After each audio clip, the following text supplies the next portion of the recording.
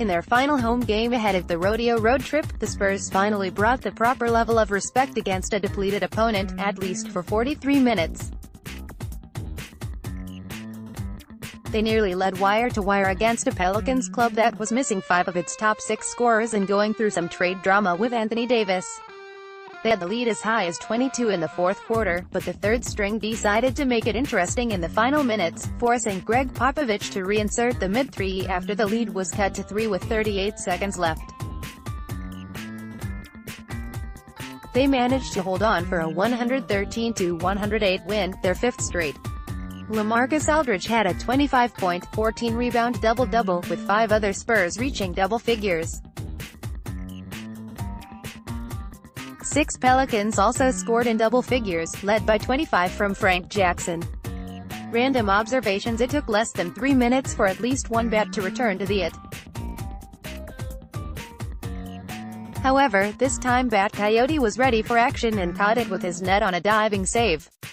When did these Ninja Kai headbands take over the league? LeBron James doesn't wear headbands anymore. I guess he gave up on hiding that receding hairline, but if he did, I'd love to know if he'd be down with this new style. DeMar DeRozan is really starting to take exception with the lack of respect he gets from the officials. Picked up his 6th technical of the season, who was the last Spur not named Pop to have so many, after he was called for a shooting foul on Drew Holiday. He had just gotten clobbered on the other end with no call. Aldridge joined the 18,000-point club in the first half. He remains one of the most protective players in the league since he was drafted, as he is the only player in the NBA with 18,000 points and 7,000 rebounds since 2006. Not even championship winning, in his prime LeBron, who is probably behind on the rebounds, can make such a claim.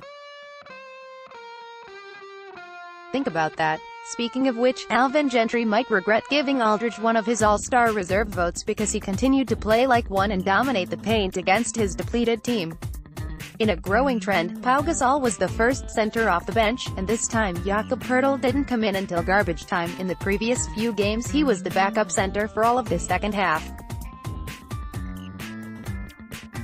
It begs the question if Pop is trying to see if he can handle giving both of them minutes, see which one he prefers, or is possibly trying to increase Gasol's trade value ahead of the deadline.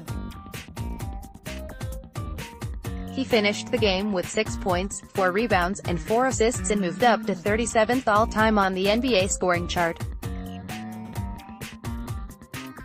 The Spurs closed the final 5 minutes of the third quarter with a lineup of Patty Mills, Bryn Forbes, Marco Bellinelli, Davis Bertans and Gasol. They're a force on offense. Sean Elliott called them the chaotic group, but it's kinda strange when you can arguably say Bertans is your best defender on the court. Ultimately, they were only outscored by 2 with that group on the floor and both teams trading shots. Of course, the Spurs finally put an opponent away early, almost allowing for an emptying of the bench once Lonnie Walker IV is back in Austin. Forbes actually had a clean block of a Jackson on a high-flying dunk attempt in the waning moments. Had the refs not called a foul, it might have been the defensive play of his career. Without those free throws, maybe this one doesn't go down nearly to the final possession again, but that's still all on the Spurs. Again. For the Pelicans fans' perspective, visit the Bird writes. The Spurs are heading west to begin the Rodeo Road Trip versus the Sacramento Kings. Tip-off will be at 9:30 p.m. Central Time on FSSW.